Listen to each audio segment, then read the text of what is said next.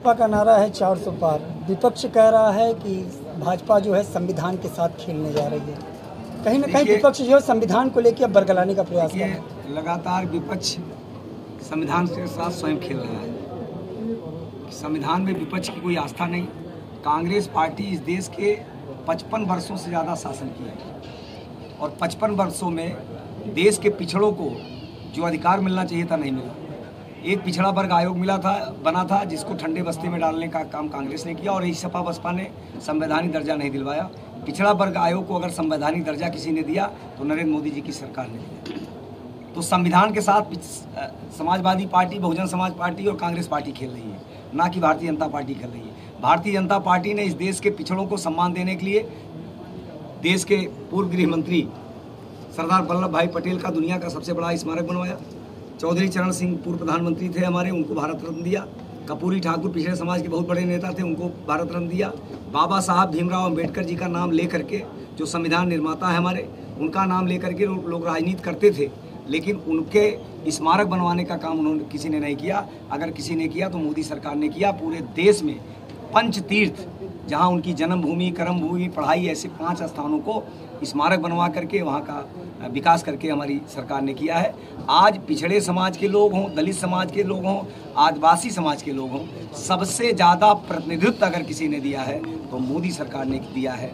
आज पहला राष्ट्रपति मोदी जी ने किसको बनाया? एक दलित समाज के। दूसरा राष्ट्रपति मोदी जी ने किसको बनाया? एक आदिवासी समाज की गरीब महिला को।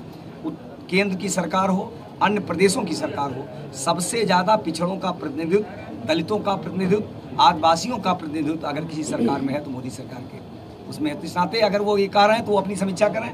मोदी जी संविधान का सम्मान करते हैं, संविधान के नियमानुसार हमारी पार्टी काम करती है, हमारी सरकार काम करती है। अखिलेश यादव लगातार जनसभाएं कर रहे हैं और वो हमलावर हो रहे हैं, कह रहे हैं कि यूपी से आपकी भाजपा साफ हो जाएगी। अखिलेश यादव जी 22 में भी कह रहे थे यूपी से साफ हो जाएगी। अखिलेश यादव जी 17 में भी कह रहे थे साफ हो जाएगी। अखिलेश यादव जी अपनी पार्टी के लिए कितना शुभ हैं ये वही बताएंगे, क्योंकि जब से उनके नेतृत्व में समाजवादी पार्टी चुनाव लड़ रही है तब से आज तक कोई भी चुनाव समाजवादी पार्टी नहीं जीती है। ये रिकॉर्ड है। तो वो तो बोलेंगे ही, वो बयानवीर हैं तो बयान देते रहेंगे। यूपी में कितनी सीटें भाजपा? 80 के 80 भारतीय जनता पार्टी चुनाव जीतेगी उत्तर प्रदेश में। कहीं ना कहीं जो ये कहा जाता है कि सौहार्द की बातें आती हैं, गंगा जमनी तहजीब की बातें आती हैं, अल्पसंख्यक क्या लगता है कि अल्पसंख्यक का रुझान देखने को मिला? मैंने कहा कि भारतीय जनता पार्टी को और मोदी जी को समर्थन देने के लिए सर्व समाज के लोग, सभी धर्मों के लोग भारतीय जनता पार्टी के साथ देते हैं और सब लोग आशीर्वाद देते हैं। बसपा के शीर्ष नेतृत्व के एक बड़े नेता हैं जो भाजपा की तुलना आतंकवादियों से कर डाले। अब उनका जवाब जो है, मुकदमा भी लिखा गया, उनका जवाब जो है हमारे बड़े नेता दे रहे होंगे। हमसे आप बस्ती के बारे में पूछिए। क्या इस तरीके की बयानबाजी राजनीति में? भाई देखिए, कोई ऐसी बयानबाजी होगी तो चुनाव आयोग उस पर कार्रवाई करेगा। हम उस पर बयान दे करके हम भी कुछ बयान दें, उसमें हम भी फंसे थे, अच्छी बात नहीं ना।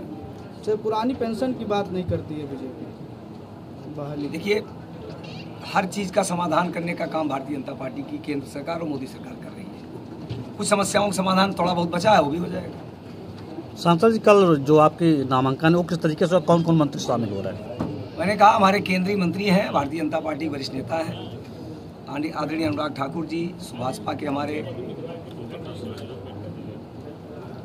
वरिष्ठ नेतागण, निषाद पार्टी के वरिष्ठ नेतागण, हमारे पार्टी के दारा सिंह चौहान जी सहित भारतीय जनता पार्टी कई वरिष्ठ नेतागण उसमें शामिल। अभी हाल ही में आपके लोकसभा प्रत्याशी हैं सपा के, उन्होंने एक बयान जारी किया था कि हमें कोई रोक नहीं पाएगा पूर्वांचल में। देखिए, उनकी भाषा ही वो ऐसी है, जब बौखलाहट होती है तो बौखलाहट के बाद इसी प्रकार की भाषा का इस्तेमाल करते हैं। उन लोगों से इससे ज़्यादा कोई अपेक्षा की नहीं जा सकती। हमारा एजेंडा है विकासवाद, राष्ट्रवाद और गरीब कल्याण। उनके पास विकास गिनाने के लिए कुछ है नहीं। उनके पास किसी गरीब के लिए कोई काम किए हैं ऐसा कुछ विषय है नहीं। तो इस प्रकार की भाषा का इस्तेमाल वो करते हैं। बस्ती की जनता देख रही है, उसका जवाब 25 तारीख को देते हैं। अखिलेश जी ये भी कह रहे हैं कि भर्तियां हुई हैं, 4 पैरों वाली भर्तियां हुई हैं, 2 पैरों वाली भर्ती नहीं हुई है। मतलब साड़ों की भर्तियां हुई हैं, साड़ इधर उधर घूम रहे हैं। देखिए, अखिलेश जी क्या कहते हैं अखिलेश जी जाने। अखिलेश जी का जवाब हमारे राष्ट्रीय नेतागण, प्रदेश के नेता। जनता अगर आपको तीसरी बार मौका देगी तो आगे 2-3 महत्वपूर्ण जिस पे आप काम करना चाहते हैं अगले 5 साल के लिए 5 साल का जो मेरा एजेंडा है, बस्ती शहर का सौंदर्यीकरण हो, उसके लिए रिंग रोड पास हो गया है।